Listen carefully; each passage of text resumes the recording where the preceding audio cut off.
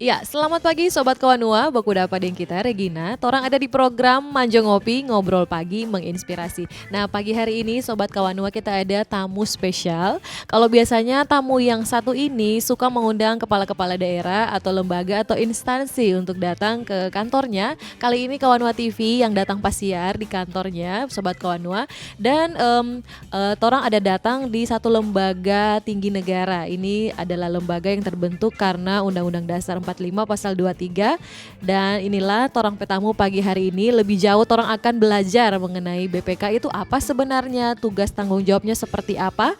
So hadir dengan kita pagi hari ini ada Kepala Perwakilan BPK Sulawesi Utara, ada Pak Karyadi. Ya. Selamat pagi Pak. Selamat pagi Mbak Regina. Apa kabar hari ini Pak? Baik, alhamdulillah sehat selalu. Oke, nah Pak, ini kan BPK terbentuk atas amanat Undang-Undang Undang-Undang Dasar 45 pasal 23. Nah mungkin lebih jelasnya, lebih detailnya boleh dijelaskan enggak Pak, sebenarnya tugas BPK itu sendiri apa? Iya, BPK memang sesuai yang disebutkan Mbak Regina tadi, dibentuk berdasarkan Undang-Undang Dasar. Di dalam Undang-Undang Dasar 1945 di situ tercantum kedudukan Badan Pemeriksa Keuangan Republik Indonesia.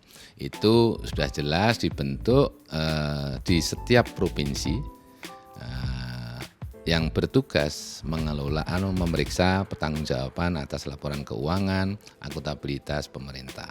Tentunya ini amanat yang sangat berat dan tanggung jawab yang besar sekali, di mana BPK mengawal jalannya transparansi akuntabilitas atas hal pengelolaan keuangan yang dilaksanakan oleh pemerintah Republik Indonesia ini. Oke, dalam hal ini yang jadi objek pemeriksaan dari BPK sendiri itu apa saja Pak? Ya, BPK berdasarkan undang-undang dibentuk di pusat dan semua perwakilan tentunya tadi, dan ini mengelola atas semua hal uang negara yang ada di instansi pemerintah, baik itu kementerian lembaga, BUMN, BUMD maupun pemerintah daerah, dan termasuk juga nanti mengenai hutang-hutang luar negeri dan sebagainya, pengelolaan itu semua kita melakukan pemeriksaannya. Dan di situ ada pembagian kewenangan, bahwasanya kalau APBN itu dilakukan pemeriksaan, yang melakukan pemeriksaan adalah pusat. Tentunya itu dari AKN 1 sampai AKN 7.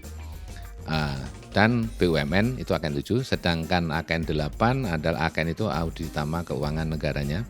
Itu di 8 itu adalah AKN yang membidangi masalah investigasinya, pemeriksaan investigasi. Sedangkan di perwakilan, kantor perwakilan yang ada di setiap provinsi itu hanya melakukan pemeriksaan terhadap APBD, jadi dan BUMD-nya. Jadi kalau yang APBN itu di pusat, tapi kalau APBD di masing-masing perwakilan. Dan itu tentunya bersinergi, direncanakan dan ditetapkan menjadi acuan kerja bagi BPK untuk dilaksanakan pemeriksaan setiap tahunnya. Oke, setiap tahun melakukan pemeriksaan itu mekanismenya seperti apa? Apakah dari lembaga atau instansi pemerintahan menyampaikan laporan lalu diperiksa, atau BPK yang turun ke instansi? Ya, berdasarkan undang-undang, BPK mempunyai kewenangan dan ada jenis pemeriksaan, ada 3 seperti saya sampaikan, yaitu pemeriksaan mengenai laporan keuangan pemerintah, baik pusat maupun daerah tadi. Kalau kementerian berarti LKPP, tapi kalau di daerah adalah LKPD. Itu adalah mandatory yang harus dilakukan pemeriksaan setiap tahun, dan nanti berujungnya adalah hasil kesimpulannya adalah pemberian opini. Yang kedua adalah pemeriksaan kinerja. Ini menguji efektivitas atas 3 unsur, baik ekonomis, efisien maupun ekonomisnya. Jadi ada pemeriksaan kinerja yang dilakukan oleh masing-masing AKN tadi. Selanjutnya yang ketiga adalah pemeriksaan dengan tujuan tertentu. Itu tentunya special audit, itu biasanya dilakukan atas permintaan DPR atau permintaan APH, termasuk KPK. Termasuk juga nanti ada pemeriksaan perhitungan kerugian negara yang tadi dilakukan oleh audit utama 8 mengenai investigasi. Ya tadi Bapak singgung soal KPK, berarti kalau KPK ada pemeriksaan yang terkait dengan keuangan itu minta tolong BPK atau bagaimana? Itu biasa terjadi Mhm. dan KPK apabila biasanya melakukan penyelidikannya dulu Ya. sebelum penuntutan biasanya meminta namanya audit atau pemeriksaan perhitungan kerugian negaranya. Oke. Jadi Mhm. yang melakukan perhitungan kerugian negara adalah BPK Oke. sesuai dengan undang-undang sehingga BPK melakukan perhitungan dan itu biar pasti angkanya sehingga dijadikan dasar untuk penuntutan Oke. sama APH. Nah baik, masyarakat kan suka salah kaprah ya Pak, ini BPK ini sebenarnya ada atasannya atau apakah di bawah Kementerian Keuangan atau seperti apa, mungkin bisa dijelaskan Ya, Pak? ini bagian sosialisasi kami dan Ya. kami sadar diri bahwasanya BPK memang bekerja tidak pernah memang melakukan ekspos bagaimana prestasi dan sebagainya belum Ya. kita budayakan itu memang itu ada kode etik tersendiri namun boleh memang BPK hadir memang sesuai undang-undang amanat tadi kita sampaikan di depan tadi kita melakukan pemeriksaan atas pemeriksaan pengelolaan keuangan negara baik negara itu dalam arti negara pusat maupun daerahnya.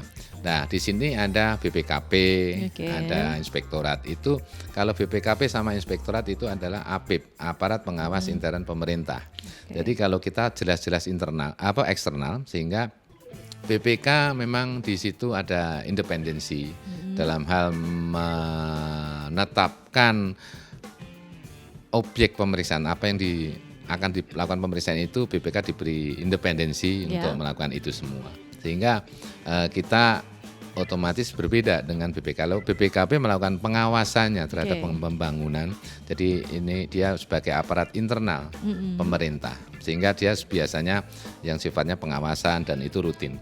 Jadi BPK ini betul-betul independen ya, tapi dalam menyampaikan laporan atau hasil temuan itu ke DPR atau bagaimana? Ya. Pemeriksaan BPK diberikan pada lembaga perwakilan. Tentunya di sini kalau pemerintah provinsi berarti kepada DPRD provinsi. Kalau perwakilan Sulut berarti provinsi Sulut. Iya. Dan itu kepada DPR.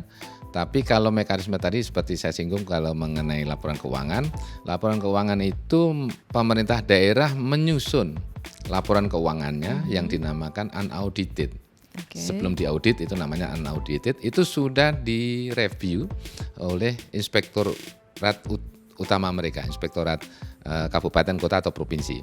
Sehingga 3 bulan setelah tahun anggaran berakhir dia harus menyampaikan itu. Oke. 31 Maret. Sehingga BPK harus melakukan pemeriksaan 2 bulan setelah Maret tadi harus menyelesaikan pemeriksaan dan menyerahkannya kepada Dewan Perwakilan Rakyat. Oke, dan saat itulah BPK memberikan opini. Opini. Nah, mungkin banyak masyarakat yang masih suka bingung, ada opini kan WTP, WDP, TMP dan sebagainya. Nanti kita akan bahas setelah yang satu ini ya Siap. Pak Karyadi. Oke. Jangan kemana-mana Sobat Kawanua, tetap di Manjo Ngopi.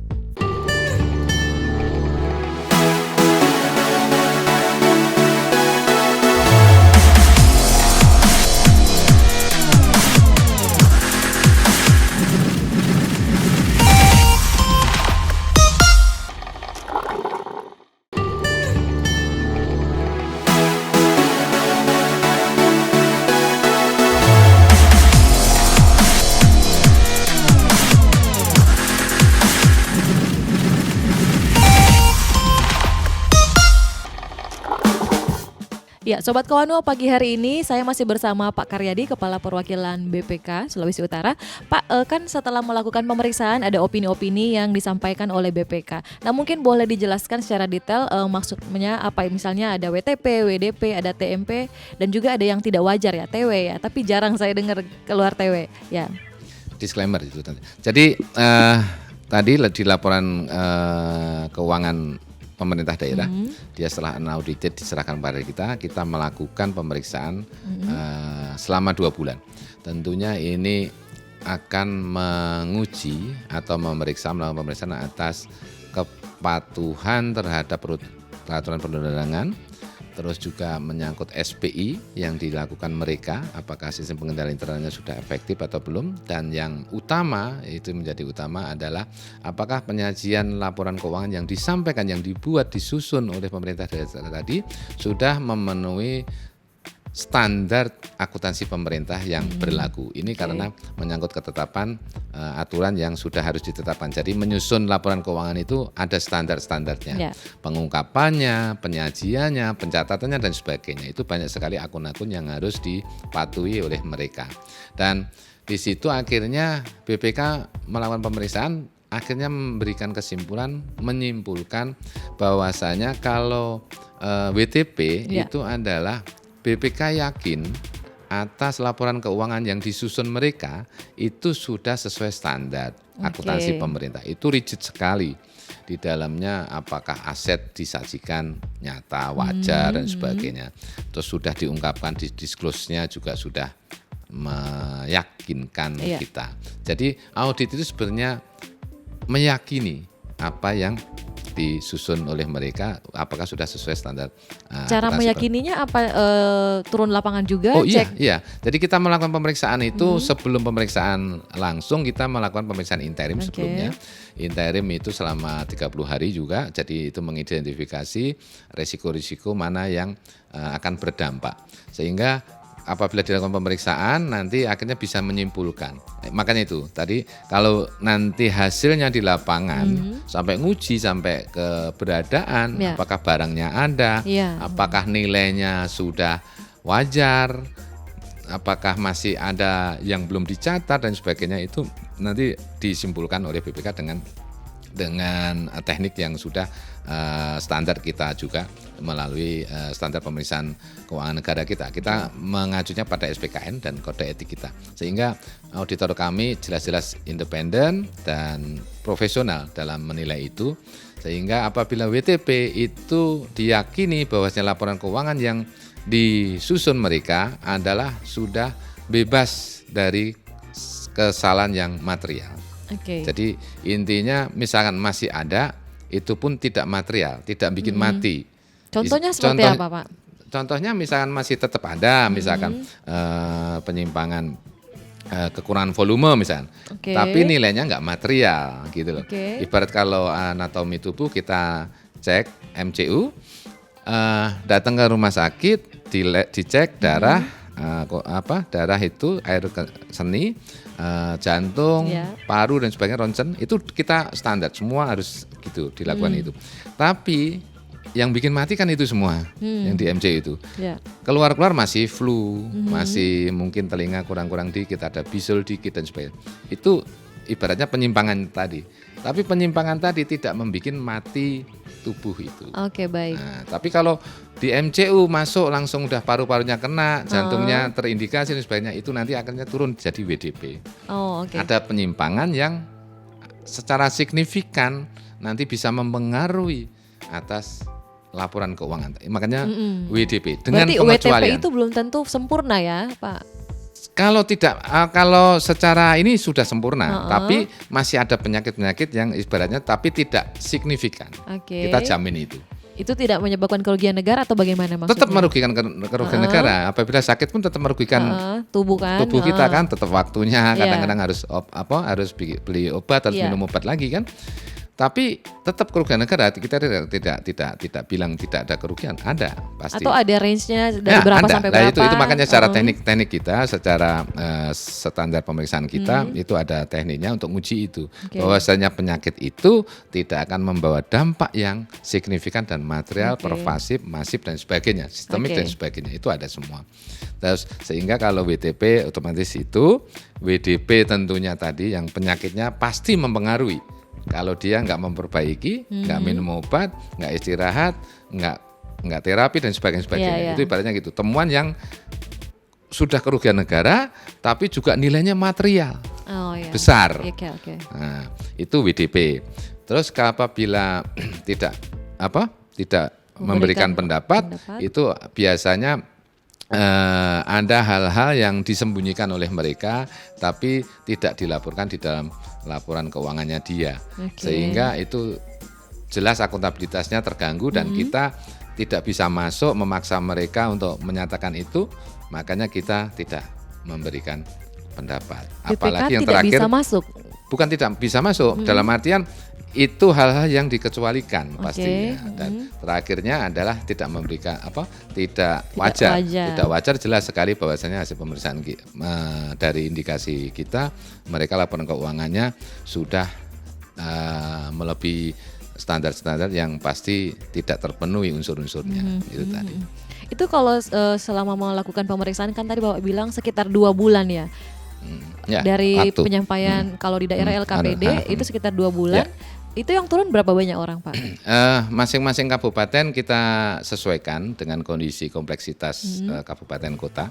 Kalau provinsi itu sekitar 8 sampai 10 orang, tapi kalau kabupaten ya antara 4 sampai 5 sampai 6, tergantung besar kecilnya kompleksitas di jangkauan wilayah juga, geografis juga. Oke. Nah, tadi berdasarkan hasil opini yang diberikan oleh BPK bisa ada ganti rugi berarti. Itu follow up-nya seperti apa kira-kira? Apakah BPK follow up sampai ada ganti rugi tapi kira-kira ada hubungan dengan hukum atau bagaimana? Tapi kita cari tahu setelah yang satu ini, Sobat Kawanua. Jangan kemana-mana, tetap di Manco Ngopi.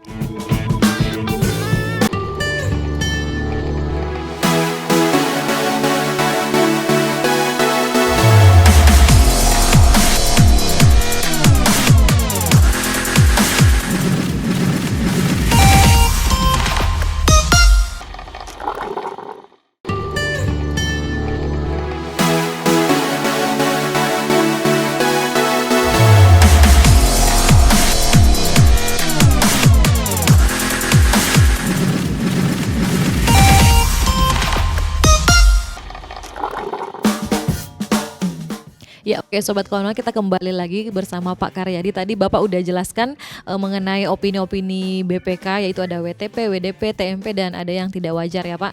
Nah setelah ada temuan, biasanya kan pasti ada TGR-nya kan Pak, itu bagaimana penindaklanjutannya? Ya, jadi sesuai undang-undang kita ada namanya rekomendasi. Setelah rekomendasi itu memberikan action plan. Oke, rekomendasinya diberikan ke siapa Pak? Ya itu tadi penyerahan laporan keuangan itu buku yang termasuk opini apabila itu LK. Kalau kinerja itu berupa rekomendasi. Kalau PDTT adalah berupa kesimpulan. Jadi intinya di situ di buku itu nanti muncul rekomendasi yang harus ditindaklanjuti sesuai undang-undang. Entitas diberikan kewajiban 60 hari setelah menerima harus wajib menindaklanjuti hasil pemeriksaan BPK. Nah, di situ muncul rekomendasi yang sifatnya non finansial, administratif maupun yang finansial. Finansial itu tadi termasuk tuntutan ganti rugi. Tuntutan ganti rugi ada 2. Satu, apabila menyangkut bendaharawan, itu BPK yang menetapkan. Jadi baik jumlah maupun ketetapannya. Jadi surat keputusannya dari BPK. Kalau itu bendaharawan, baik bendahara penerima maupun bendahara pengeluaran. Namun apabila yang melakukan penyimpangan tadi selain PNS, selain bendahara dan PNS, pihak ketiga itu adalah yang menetapkan majelis TPTGR yang dibentuk oleh majelis itu dibentuk oleh masing-masing pemerintah daerah, provinsi juga membentuk, kabupaten kota juga membentuk. Itu menetapkan, menyidangkan dan sebagainya, akhirnya ditetapkan statusnya. Dia bersalah, nilainya sekian untuk segera dikembalikan kepada kas daerah. Tentunya ini ada mekanisme yang harus segera ditindaklanjuti, terserah mau dicicil, diangsur atau apa, tapi itu yang menetapkan majelis TPTGR. Kita hanya memantau, sehingga dia ada di action plan, dia menindaklanjuti dengan segera terhadap rekomendasi hasil pemeriksaan kita.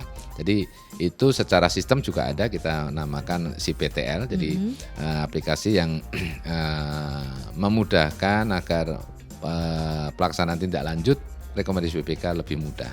Oke, nah itu kan dikatakan dikembalikan ke kas negara, berarti ke kas daerah kalau kas itu daerah, di daerah ya. Itu pengawasannya bagaimana? Ya kita pantau, kita tiap semester melakukan itu. Jadi pemeriksaan kemarin semester 2 2019, besok Senin itu sudah kita lakukan rapat pembahasan tindak lanjut, sehingga dimonitor terus sama BPK, diceklis terus. Apabila nanti tidak dilakukan, akhirnya apabila itu sudah melewati jangka waktu atau memang sudah tidak ada progres lagi, apabila itu menyangkut hukum, ya kita serahkan kepada aparat penegak hukum untuk dilakukan upaya hukum. Temuan BPK itu jadi alat buktinya. Oh iya.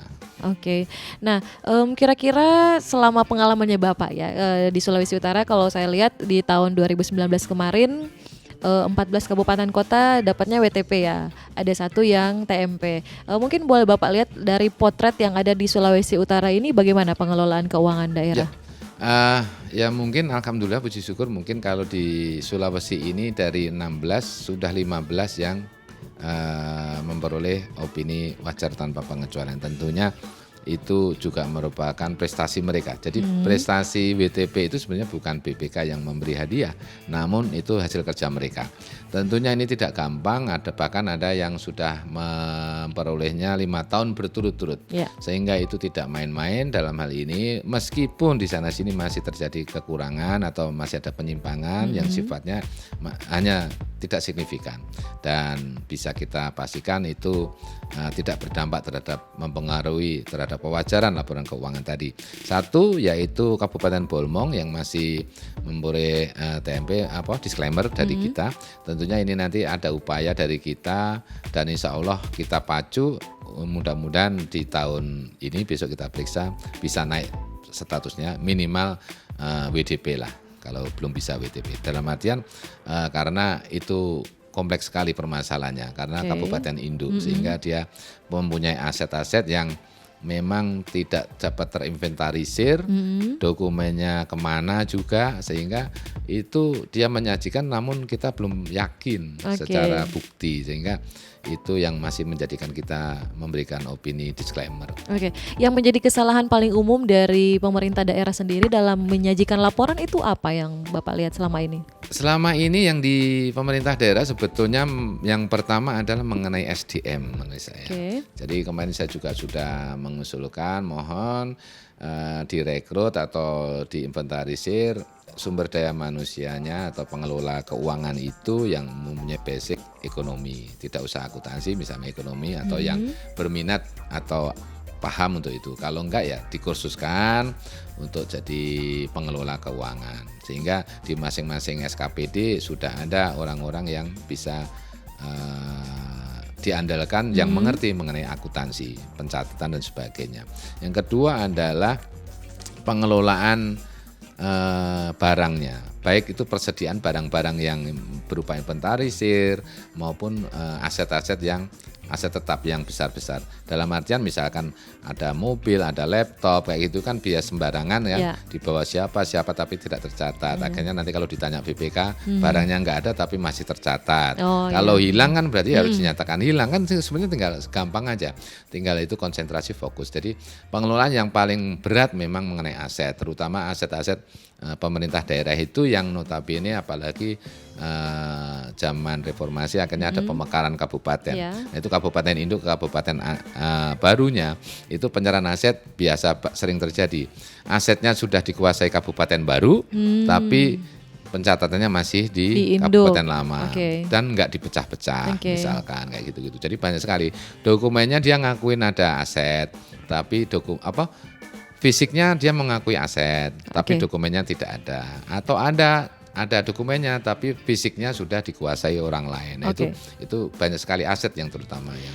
Lalu bagaimana Pak tentang pengelolaan dana desa yang memang kan bisa dibilang belum lama ini kan tiba-tiba seorang kepala desa dipercayakan uang yang bukan kecil. Itu bagaimana temuan BPK di lapangan kira-kira tentang dana desa? Nanti kita bahas setelah yang satu ini, Sobat Kawanua, tetap di Manjo Ngopi.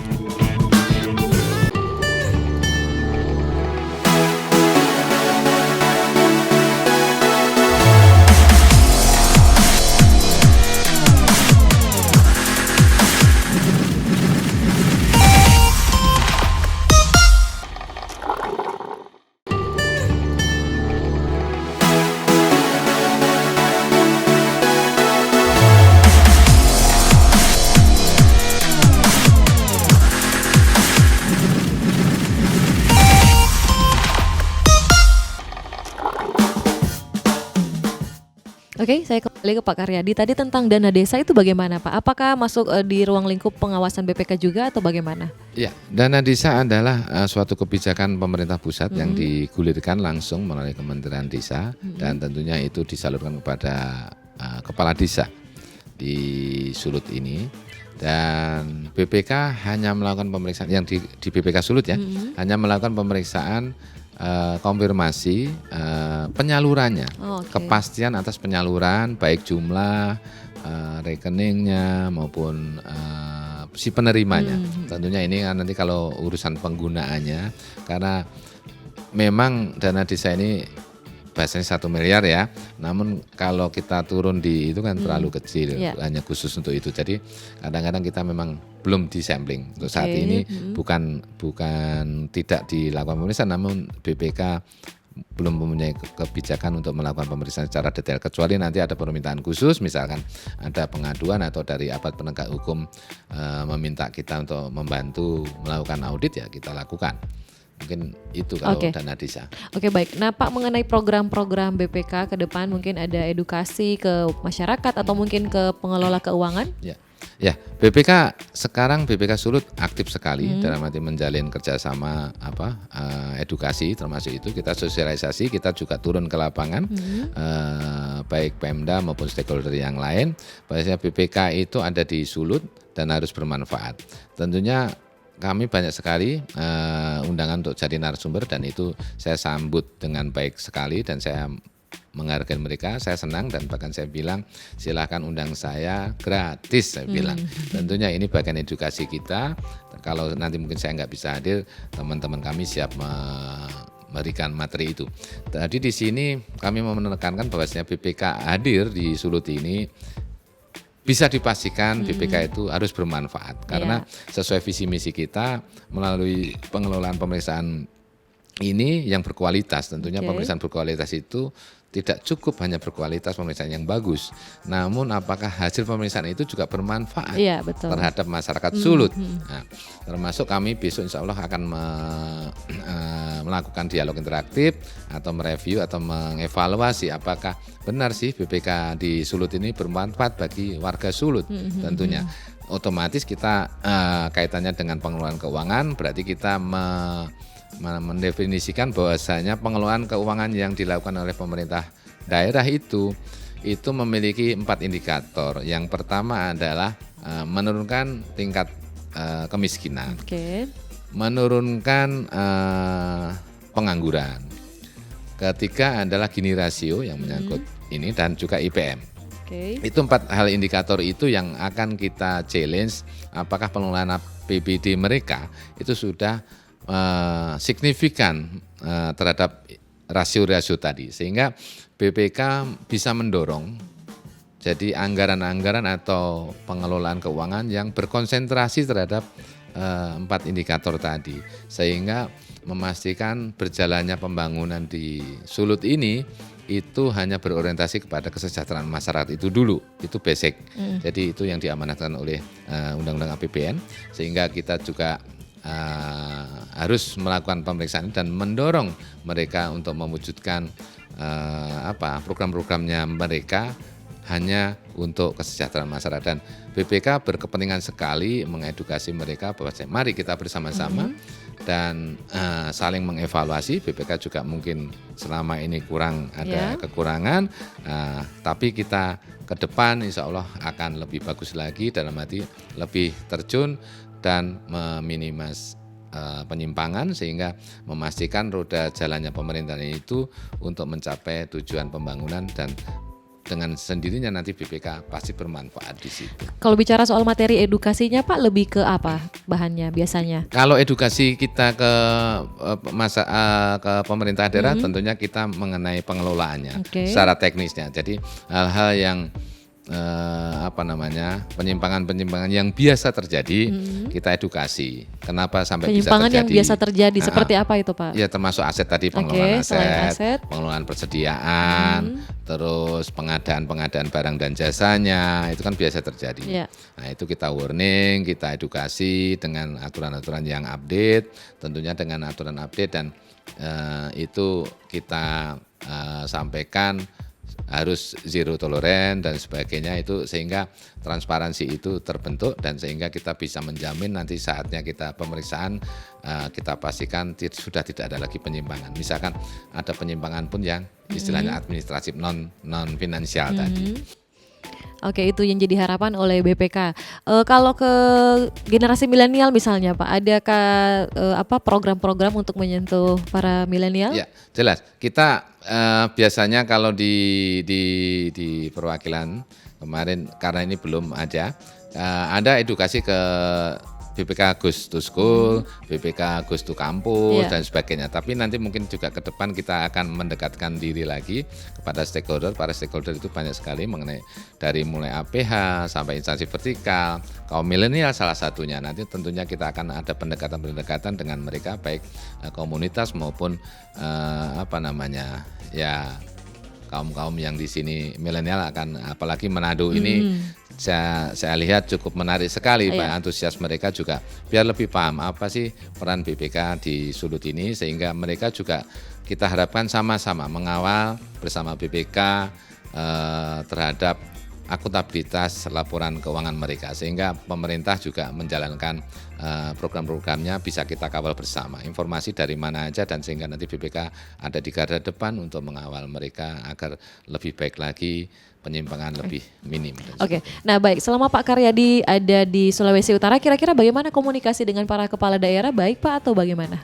Alhamdulillah sampai sekarang ini saya didukung sekali sama mereka-mereka, dan karena kami juga ada pendekatan khusus dalam arti kami hadir harus bermanfaat. Jadi bukan kami datang dengan tampang yang namanya sangar. Biasanya kalau lihat BPK orang udah gemetaran duluan Pak.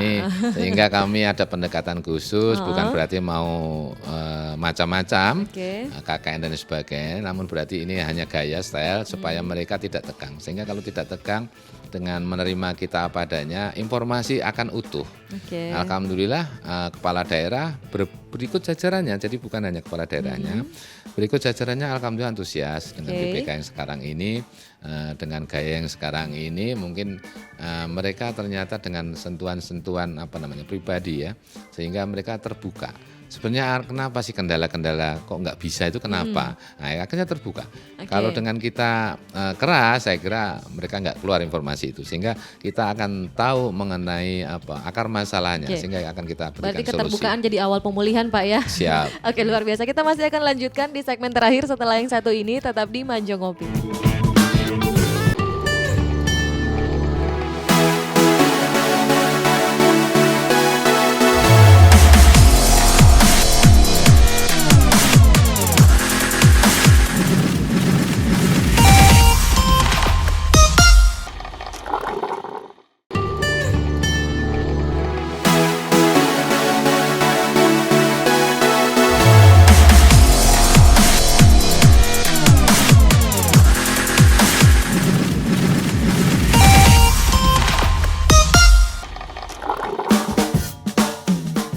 Ya, kembali di Manjo Ngopi, ngobrol pagi menginspirasi. Kalau tadi Sobat Kawanua sudah dijelaskan panjang lebar oleh Pak Karyadi mengenai tugas dan tanggung jawab BPK maupun manfaat apa sih BPK ada di Sulawesi Utara.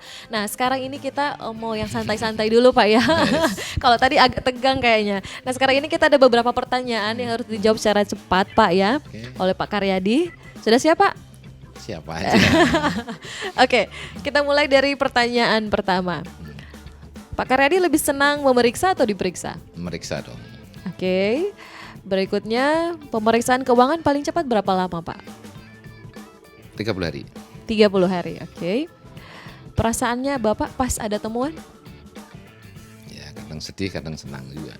Kadang sedih, kadang senang juga. Sedihnya kenapa masih terjadi? Senangnya ya kadang-kadang prestasi juga. Oke. Tantangan terbesar dalam pekerjaannya Bapak? Sementara tidak ada tantangan. Tidak ada tantangan sama sekali, yakin Pak? Yakin. Optimis sekali Bapak ini ya. Oke, berikutnya. Paling mengandalkan? Sistem. Paling mengandalkan sistem. Orang yang paling diandalkan Pak? Ya yang mengerti sistem itu. Gak terpikir keluarga atau siapa Pak? Enggak. Oke, selanjutnya. Pilih Guns N' Roses atau Bon Jovi, Pak? Kanin terus. Oke, lagu kesukaannya, Pak? Welcome to Jungle.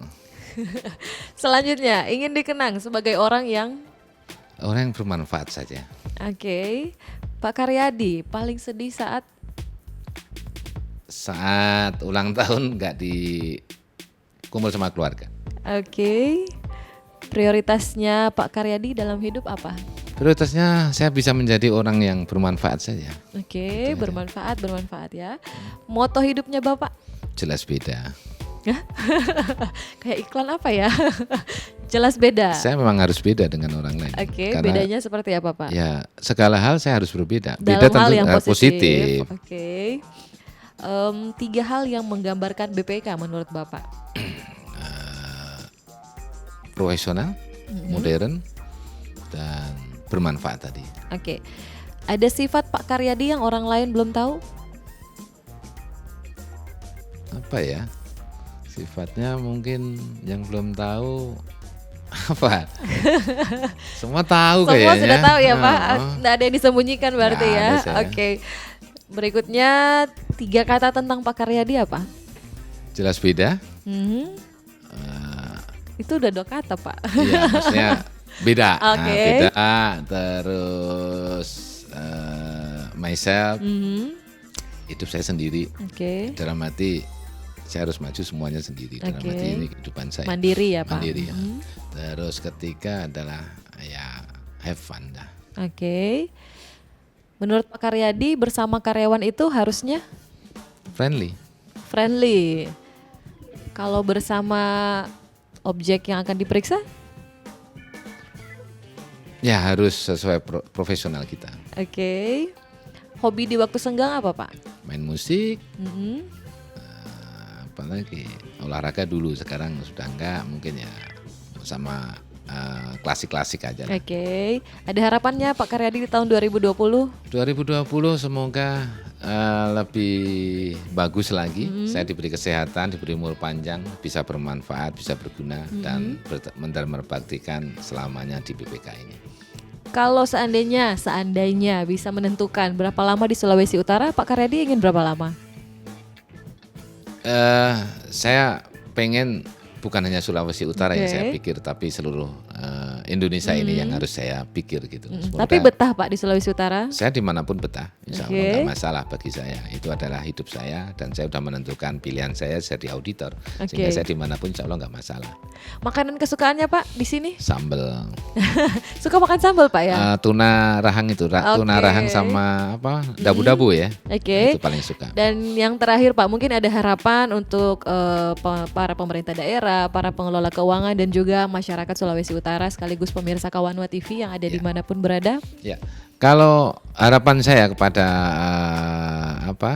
pemerintah daerah, kami mengharapkan untuk selalu fokus dan bekerja keras. WTP bukan segalanya, namun adalah pengelolaan keuangan yang baik dan bermanfaat untuk kesejahteraan masyarakat itu yang lebih penting. Dan tentunya itu capaian yang harus dan itu wajib, jadi bukan berarti hadiah. Sehingga pengelolaan keuangan lebih bagus lagi itu bagi pemerintah daerah. Namun bagi stakeholder kami mungkin masih mempunyai kekurangan, termasuk ini akan kita tingkatkanlah hubungan kepada stakeholder, baik instansi vertikal, APH dan sebagainya. Mungkin di tahun 2020 ini dengan kepemimpinan saya di sini insya Allah akan kita tingkatkan peran BPK terhadap stakeholder. Dan pada pemirsa Kawanua, saya bangga dan saya senang di Manado ada TV ini, dan ternyata TV Kawanua ini hadir lebih duluan, lebih cepat responsif, berinteraksi dengan BPK, sehingga BPK juga merasa terima kasih dan diberi penghargaan ini. Saya salut pada teman-teman TV Kawana dan semoga pemirsa juga mencontoh hal yang baik dalam hal ini. Saya minta dukungan juga kepada masyarakat agar pengawasan terhadap keuangan di pemerintah daerah juga bagian dari kita semua, untuk dalam hidup bernegara ini. Tentunya mudah-mudahan BPK kami minta doanya diberi kekuatan dan amanah itu dapat kami jalankan sehingga pengelolaan keuangan pemerintah daerah kita dapat minimis, semoga tidak ada penyimpangan yang signifikan sehingga tujuan untuk mensejahterakan masyarakat Sulawesi Utara ini akan tercapai. Oke, baik, luar biasa. Terima kasih banyak Pak Karyadi. Sama-sama. Itu dia pesannya dari Bapak, WTP bukan skalanya, tetap harus kerja keras dan fokus. Sampai di sini dulu perjumpaan kita di Manjang Ngopi di kali ini. Saya Regina pamit undur diri, kawan Wa TV, Torang PTV, sampai torang baku dapat ulang.